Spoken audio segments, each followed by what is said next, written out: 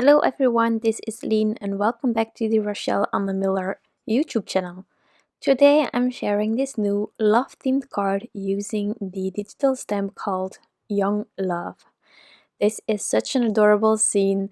My personal situation is that my boyfriend is a bit older than me, well, just 2 years, and well, in the beginning, I definitely think that we looked like this. So I just love this scene, and I also found it really suiting for me personally as one of the cards that I can give in the future to him. So therefore, I really wanted to share this with you. I know that currently we are all creating Christmas cards and maybe uh, you as well some Halloween cards. But well, in between all of that, I definitely think that from time to time a love themed card is suited. That being said, I printed this image onto Translucite Perfect coloring paper, and now I'm using my Copic markers to color them in. Now for the coloring and with Copic markers, I prefer starting with my darkest color and work my way towards my lightest color. Now there are many ways to Copic color or color with other alcohol markers. Now you do exactly what you like and what gives you the end result that you prefer. I have tried several ways of Copic coloring in the past and I know that all of those work. You can start with your lightest color and then work your way through your combination. But again, this works as well. So just try it out if you're not sure what you like, and whatever feels more comfortable to you, that's the way you should go, in my opinion. So personally, when I'm coloring images like this, I tend to start with the hardest parts of the images, just because in case you cannot fix it, then you didn't do all the effort of coloring everything else. Because I understand it when you postpone on the hardest parts, but I have learned from experience that it's better to just tackle the hard part, in my case skin and hair. Personally, I find it really hard to get my skin tone right. I use this combination really often that I showed you here, because I know that the combination works, but even though it works, I often have to go back and forth to get the blend that I want. And then of course we have hair. There are many ways again to color hair. You can just play with the idea of a light source, or like I'm doing here, using some flicking so that you sort of can see the different strings of hair. I know it's a bit weird how I explain it, but I think you understand me. Now, actually, truly the hardest part of this image was coloring the hair of the boy. I personally find that if you want to do the technique that I'm doing here with the flicking for hair, I truly think that Rachelle Anne Miller helps you, because there are extra lines, you have some help. I call them guidelines because you can sort of see the flow of the hair, and if you follow the flow of the hair, whenever there are extra lines as well, you will get sort of a natural looking hairstyle. But here on the boy, as you can see, you have those strings that are in front of his face a bit. For the rest, it's quite clean. So I had to fiddle a bit to get those flicking thingies going well. But it worked out, and I'm really glad how it turned out.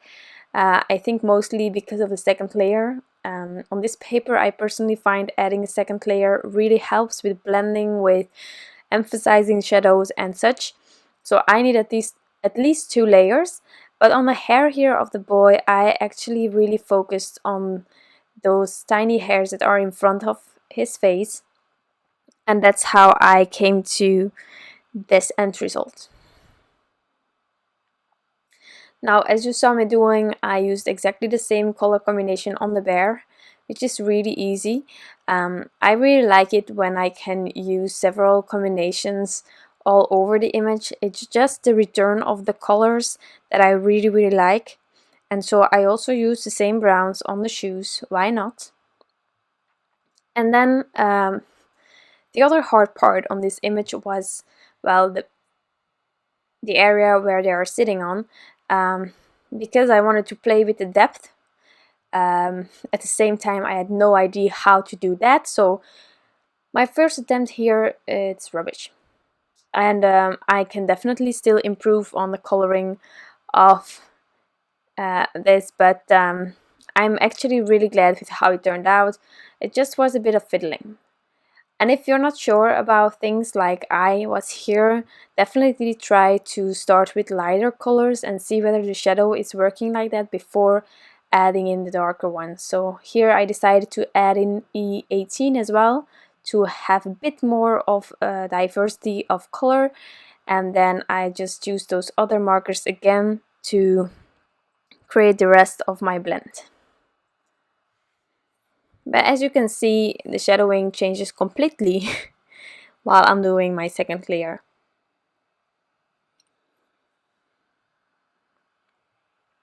So I did some flicking here, and I try to have the deepest part of this image to be darker. So that's why we have it in the back on the bottom a bit darker than in the front and on top. For the light source, I'm sort of trying to have my light source centered. You can see that on the bear, actually it's on both sides because the bear is facing towards us. For the little boy and girl, I decided to see it as one image, so the boy actually will have a bit of shadow on the left side and the girl on the right side. And then you will have, when you sum that up, in the middle a light source. But you can do whatever you like. It's not like it's a necessity to always work with a light source, and even if you work with it, you can still change it up throughout your image, in my opinion. So I'm almost done with the browns, and then for the boy and the girl, I went for a really classic color scheme. I used some blues on the boy, I used some pinks on the girl, and it's not necessarily needed to give pinks to a girl or blues to a boy, but I just really like this pink combination that I had, and well, it's easier on a quite large part of an image to get like the depth and shadow that I wanted. So with the stripes for the boy, I definitely wasn't going to try that, just to keep it a bit more simple for me to get that blend and the contrast that I wanted.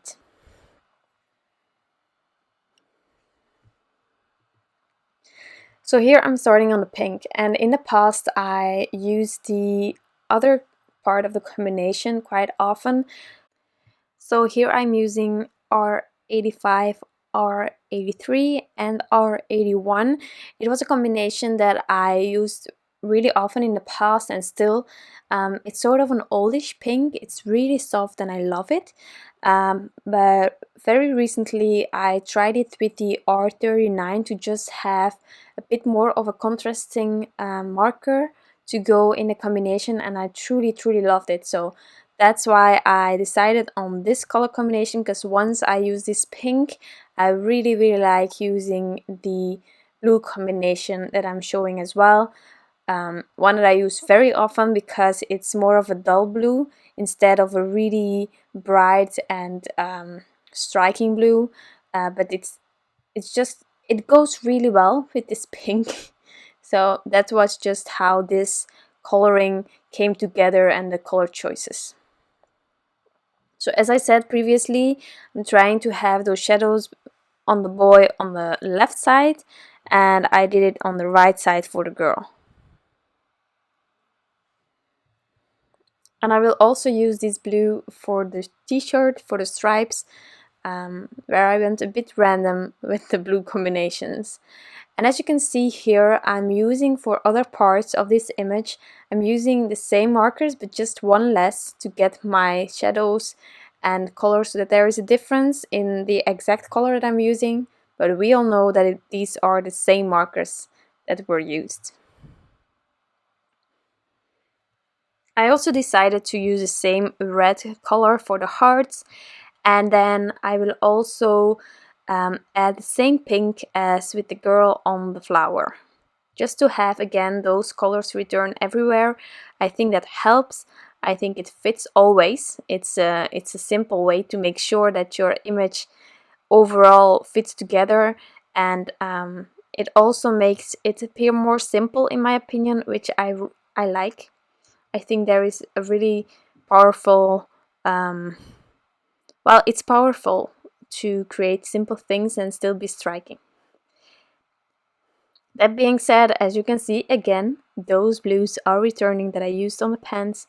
Where I want to, I'm going with a second layer. On these stripes, it's not completely necessary because it's a really thin line every time, and so there is enough shadow without going second time over it, but I just decided to do that. And then a few of these stripes I'm also giving a lighter blue color.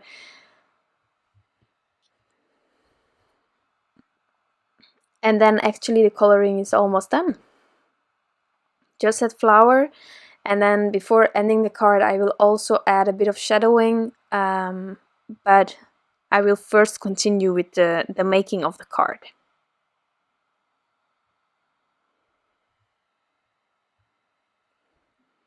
If you go outside the lines and you don't like it, like I do, then there is always a colorless blender that can help you. It's one of those markers that I need all the time. There isn't a card that I'm making without it, because there is always a little boo-boo that can be fixed.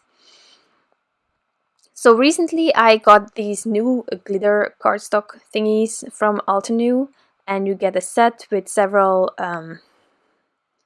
in this case pinks. One of them truly came, like, it fitted with the dress of the little girl, so I decided to take that one, and I'm going to cut this love you script from Pretty Pink Posh out of this paper, and I will also cut out a sliver for my A2 size card. So before trimming anything, I decided to add the love you. Normally I first trim my panel, but I wanted the panel to be slightly smaller than an A2 size, so same height but just thinner in width. And then just to make sure that everything fitted, I decided to first add the sentiment. I tapped off the love on my card base already, just to avoid having the glue oozing from underneath it. And well, I will cover my card base with my panel, so the leftover adhesive will just be used for that. I trimmed down my panel. I think it's sort of a quarter of an inch.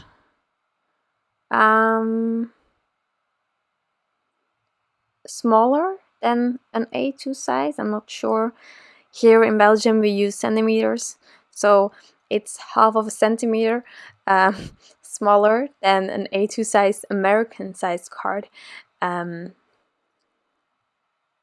I think it's a fourth, or it's an eighth. Well, that being said, just making sure to trim everything down so that it can fit, erasing any pencil lines that I made previously to guide me while trimming down my panel.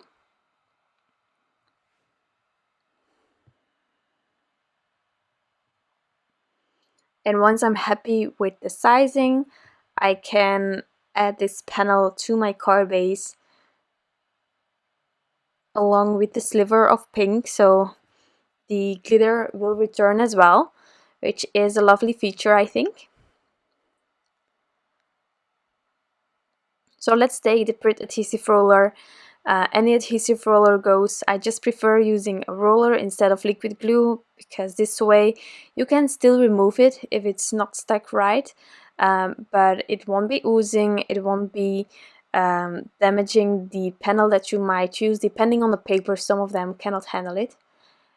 And then I'm going to trim off all the excess that I have here with my paper trimmer, making sure that it is the perfect size for this card. And then we are going to tackle those shadows for underneath the area where they are sitting. Also, maybe handy to know, when I'm trimming off the excess, Once everything is adhered on my card base, I use my fingers to just make sure that it is aligned completely against the edge of my trimmer, and then I use the trimmer. So I'm not necessarily basing myself on the numbers on the left side of my trimmer, just pressing it against my finger so that it really is right at the edge of the trimmer. Now for the shadowing, here I decided to do it a bit on both sides and then underneath the feet that are sort of floating in the air, because they are just a little bit too small, these cuties, to be able to put their feet on the ground while sitting on this bench. So that's what I did, and I'm just using a few warm gray markers, really soft. I'm not going overboard with it. Also, something else that you could have done, of course, is creating a little scene using your Copics, your alcohol markers you have, your pencils, anything, using inks and stencils. So many options, but I really like to have a white background if I can. I also like a scene, don't get me wrong, but here I just found the image so precious that I just wanted to have the image standing out and then a sentiment. And then once I'm happy with my soft shadow that I create here, this card is completely finished. I'm not going to add anything more. You can of course add stickles or glossy accents or anything you want, or embellishments, but I just will leave it as is. I want to thank you all for stopping by and taking the time to watch this video. I truly enjoyed coloring this image, so I hope that you enjoyed this video as well. If you do, you can always give this video a thumbs up. I would truly appreciate it. Then if you're curious to the products used, there is a link towards my blog, and underneath in the description box you can also find a link towards this specific digital stamp, which is so adorable. Again, this is Young Love and it is super sweet. So thank you again. I want to wish you all an amazing day, and I'll be back soon with some new crafty inspiration. Bye!